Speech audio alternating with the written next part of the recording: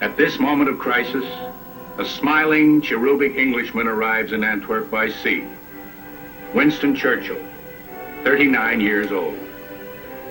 Close on his heels in London buses, a detachment of Royal Marines. Only 400. But Churchill intimates that they are merely the vanguard of thousands more.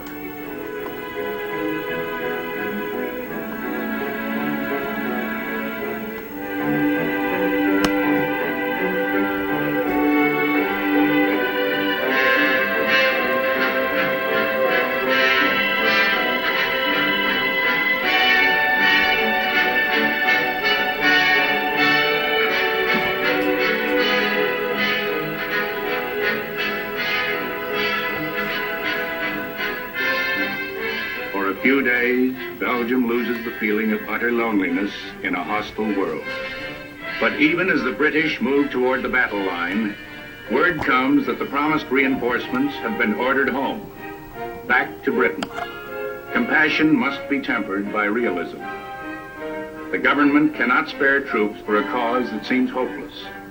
Only 400 British come to Antwerp. Antwerp, the target for Kluck's big guns. Skoda 305mm mortars, monstrous Krupp 420s, the big Berthas. 1,800-pound shells slam into the city.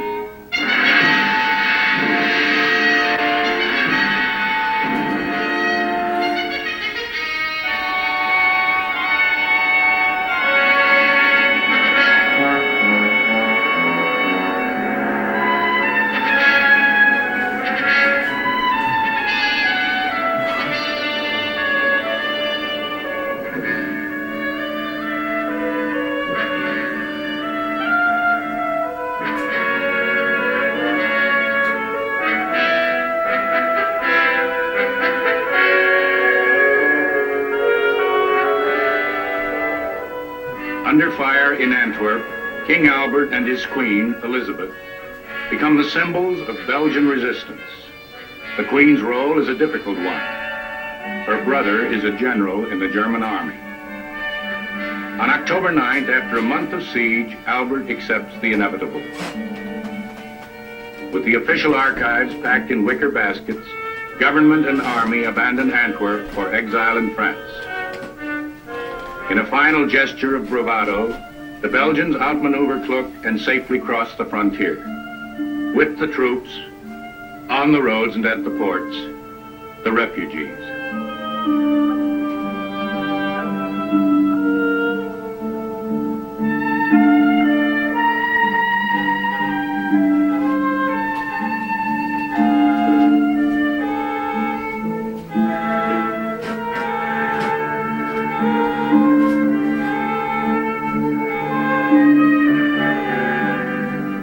In later years, when asked how historians will assess the guilt for World War I, a French premier, Clemenceau, will answer, "I know one thing they will not say.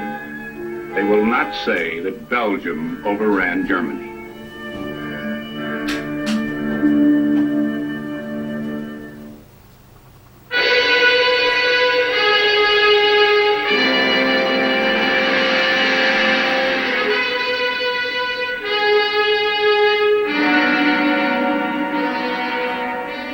In the long retreat from Liège to Antwerp, the Belgians have been denuding their country of everything the enemy can use.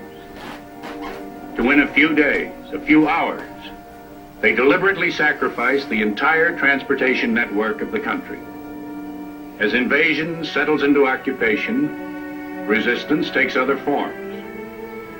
There is sporadic activity by civilian snipers. Fearful and indignant, the Germans collect hostages. Terror is a proper method to shorten war. So wrote Clausewitz, the German voice of military wisdom. The army has read its Clausewitz.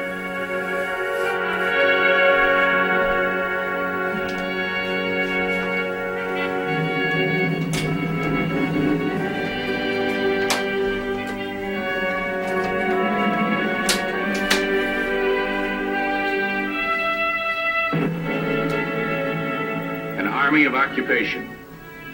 The Germans appoint a field marshal, Baron von der Goltz, to head it. Later, he will be succeeded by Baron von Bissing.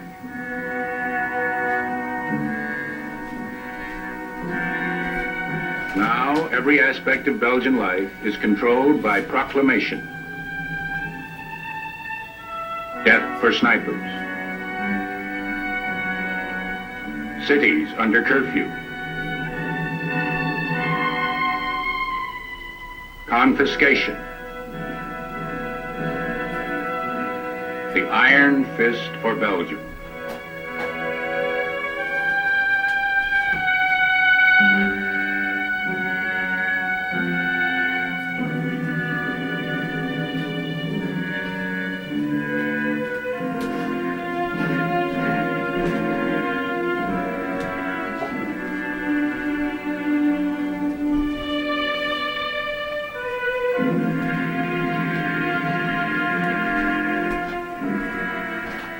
It is the duty of the occupying power to feed the population. So the nations of the world have agreed by treaty. But the Belgians cannot eat the parchment of a treaty, and the Germans see to it that they get little else. Livestock and wheat are confiscated. Farm workers are marched off to forced labor in Germany.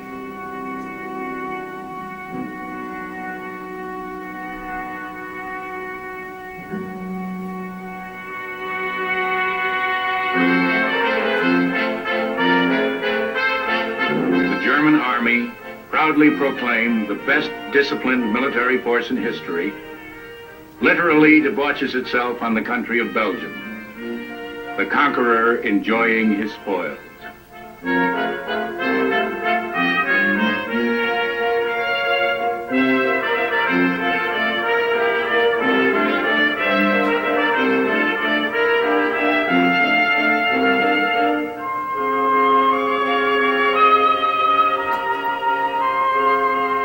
A Belgian city, sacked and set afire by the Germans, becomes the very image of atrocity, Louvain.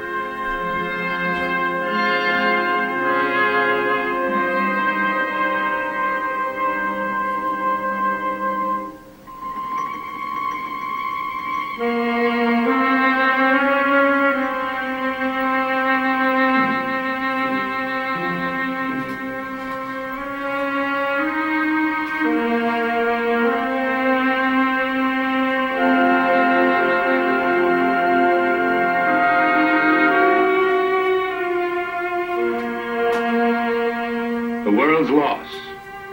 A beautiful medieval town with a treasured library that had taken centuries to collect and can never be replaced in all the centuries to come.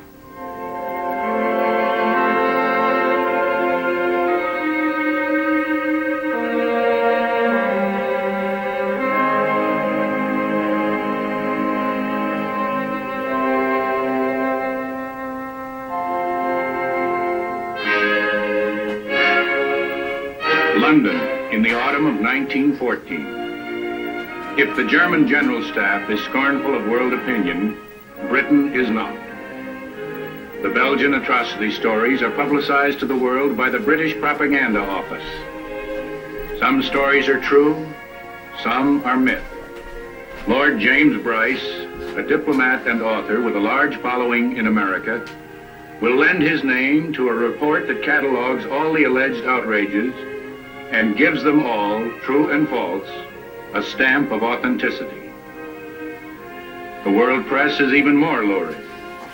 The most ghastly images deal with atrocities against children and nuns. Most are pure fabrication.